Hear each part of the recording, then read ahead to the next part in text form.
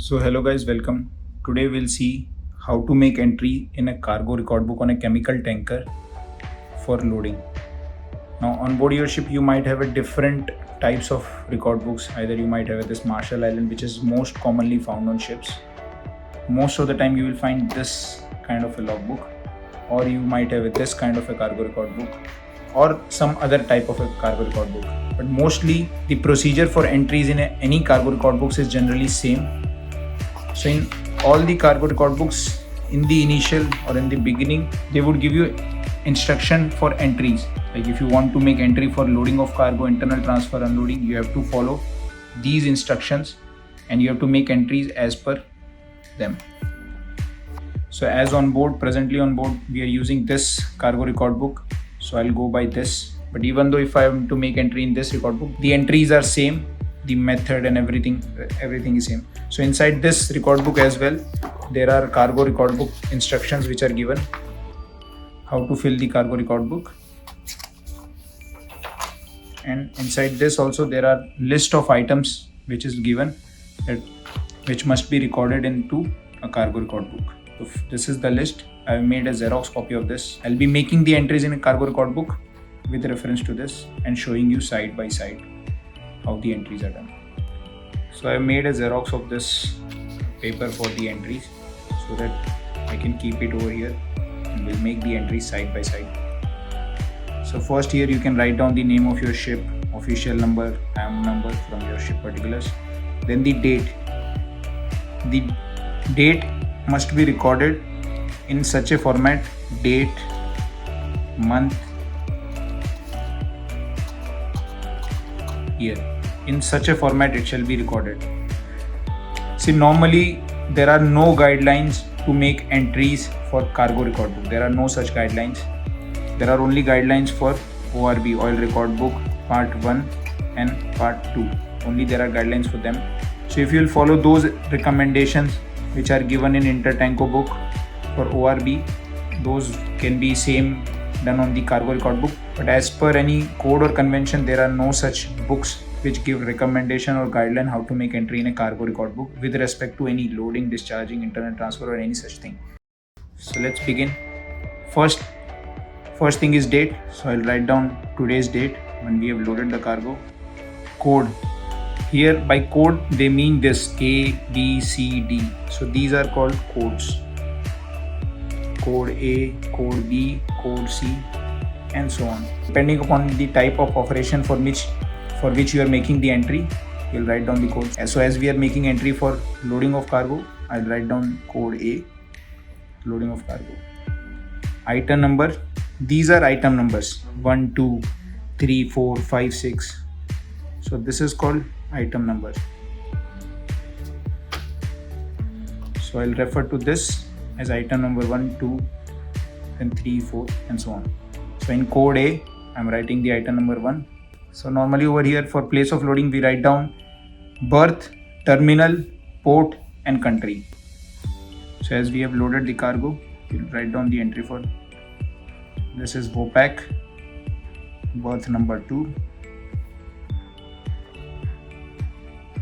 Now sometime it might happen that there are no name of the berth, there are only name of the terminal or vice versa. It's not a problem. Whichever information you have information for berth or terminal, you write down that name and then continue writing your port and country. Always make sure that your entries are in serial wise order. Like we cannot make entry for item number 2 first, then item number 1, then item number 3, then item number 7 or so on. We always has to go in numerical order 1, 2, 3, 4, 5, 6. Now we have made entry for item number 1. Next we'll move on to item number 2. Identified tanks. So COT, 2 port. Substance. Identified tanks, then substance. So this is very important, which you must pay attention to. So name of substance, this name is PSN, proper shipping name, or also in BL it is written as IMO name. which is normally written in BL. In bill of lading, they are called as IMO name. So we have to write down the name of the substance which is given, which is the proper shipping name of the substance. For example, if I have to give you a reference, methanol, as you might have heard this name, this is not its proper shipping name. Its proper shipping name is methyl alcohol. You can call it proper shipping name or you can call it IMO name, as you may like, but this is its name, and this name must be present in your certificate of fitness. Please remember this. This is very important, that we have to make sure that whatever name we are writing, name of the substance which we are writing, that must be present in our certificate of fitness or in the addendums. So now continuing with this name of the substance. So where do we find this name of the substance? From our bill of lading. We'll go to our bill of lading. We'll note down the IMO name, as in bill of lading it is called IMO name. So we'll note down the name and we'll write that name. We'll never write the trade name. For example, methanol is a trade name. Trade name means the name which is normally used in day-to-day basis. So just to show you guys, I've carried my bill of lading. Here they have mentioned in which tank it was loaded.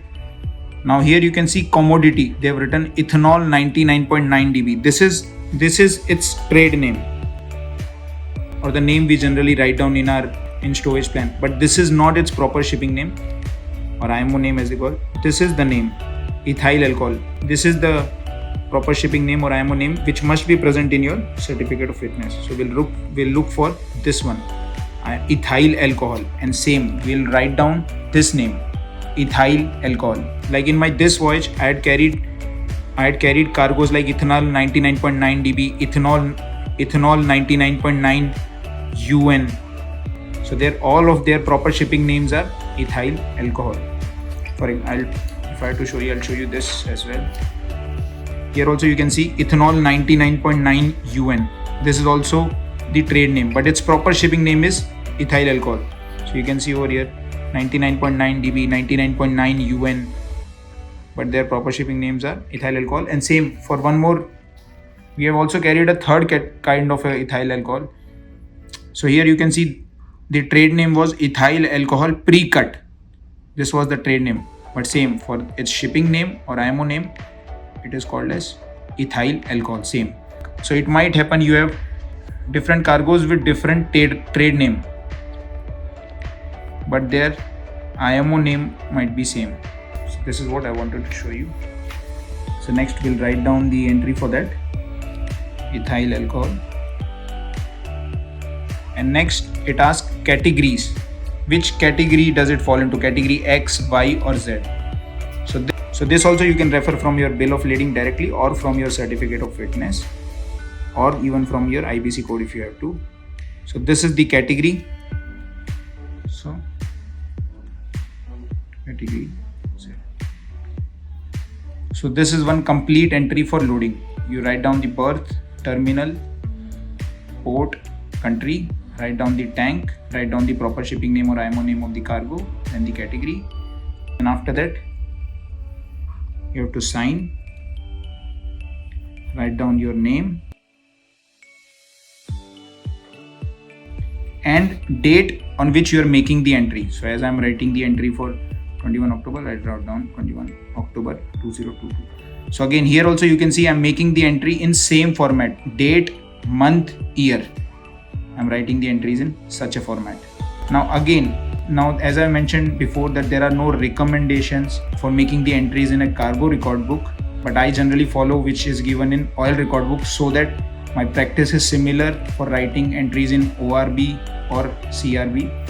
So in Intertanko it is given that first you must sign, then write down your name, rank and then date. This is what it is given in Intertanko, which must be followed in ORB. But as a good practice, I am following the same thing in my cargo record. Now next, in our second example, we'll see what happens if we load more than one cargo. How do we make entry in cargo record book if we load more than one cargo? And also, if the cargo is loaded in more than one tank, what needs to be kept in mind while writing this over here, cargo tank. We'll see that. And third, we'll also see if we have carried a cargo for which the trade name is different, but if their IMO name or proper shipping name is same, then how do we make entry? For example, this over here, ethanol 99.9 UN, ethyl alcohol pre-cut. Both of their trade names are different. They are loaded in different tank, 6 starboard and 9 starboard, but their IMO name would be same. For this also IMO name is ethyl alcohol. For this also the IMO name is ethyl alcohol. So how do we make entry for them as well for different trade names? So let's start the second example. First is date, then code A, then as per serial order, so we'll go as per that. First is place of loading. Item number 1 is place of loading. We'll write down that.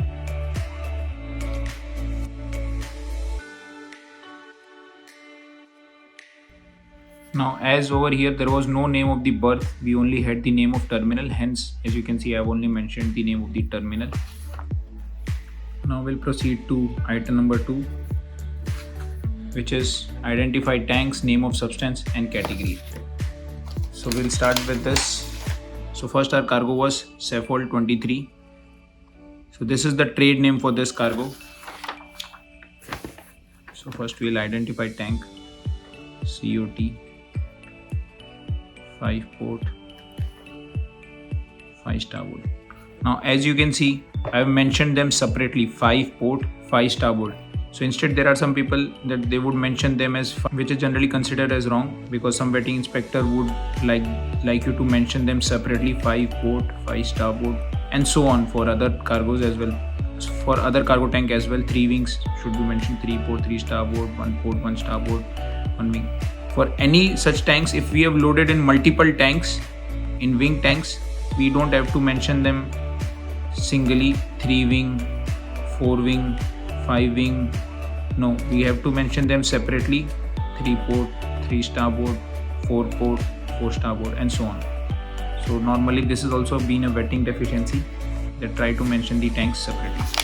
Hence this cargo was loaded in both tanks, so I have mentioned that separately, 5 port, 5 starboard. So next is its IMO name, which I will refer to its bill of lading. So from its bill of lading I got the IMO name. As you can see, this is its trade name, Saffold 23. Its IMO name is completely different than what is mentioned in over here. So we'll write down that.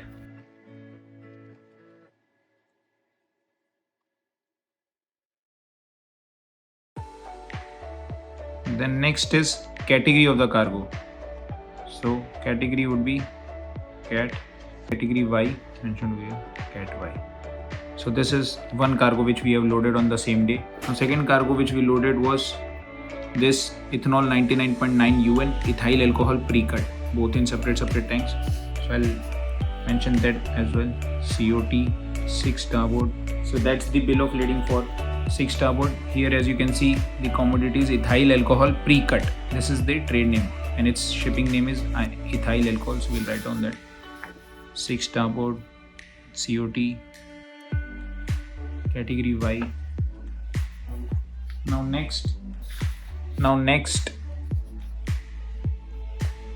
here also you can see we have a cargo with a trade name ethanol 99.9 UN bulk, but its IMO name is also same, ethyl alcohol, and it's loaded in different tanks. So same again, I'll mention that. COT, 9 starboard, again it will be same, ethyl alcohol.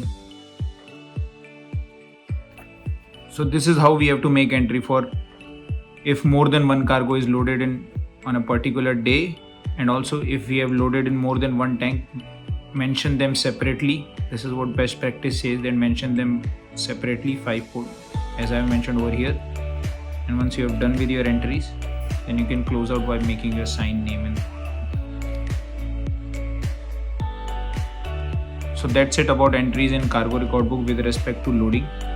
In here I have tried to cover maximum a cargo which is loaded in more than one tank, more than one cargo loaded at same port, then also if for a different trade name but same IMO name if cargo is loaded, then how do we make entry? For that also I have shown over here. So that's it about cargo record book loading.